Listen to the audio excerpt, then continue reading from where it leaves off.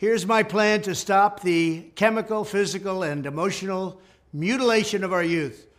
On day one, I will revoke Joe Biden's cruel policies on so-called gender-affirming care. Ridiculous. A process that includes giving kids puberty blockers, mutating their physical appearance, and ultimately performing surgery on minor children. Can you believe this? I will sign a new executive order instructing every federal agency to cease all programs that promote the concept of sex and gender transition at any age. I will then ask Congress to permanently stop federal taxpayer dollars from being used to promote or pay for these procedures and pass a law prohibiting child sexual mutilation in all 50 states. It'll go very quickly.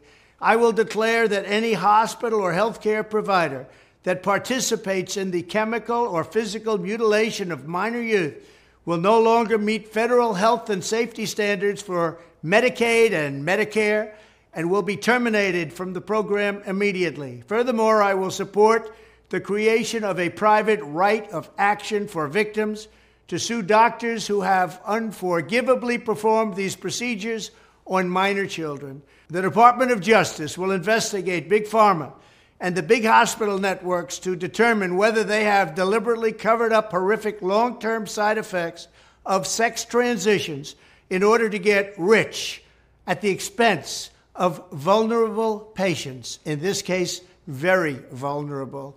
We will also investigate whether Big Pharma or others have illegally marketed hormones and puberty blockers which are in no way licensed or approved for this use.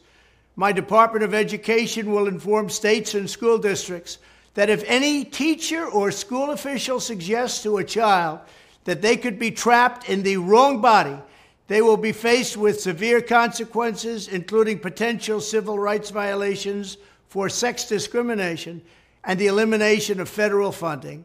As part of our new credentialing body for teachers, we will promote positive education about the nuclear family, the roles of mothers and fathers, and celebrating rather than erasing the things that make men and women different and unique. I will ask Congress to pass a bill establishing that the only genders recognized by the United States government are male and female, and they are assigned at birth.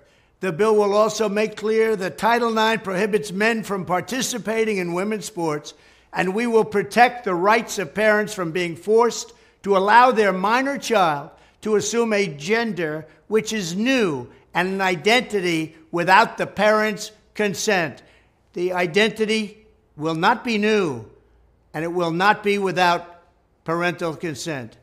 No serious country should be telling its children that they were born with the wrong gender, a concept that was never heard of in all of human history. Nobody's ever heard of this, what's happening today. It was all when the radical left invented it just a few years ago. Under my leadership, this madness will end. Thank you very much.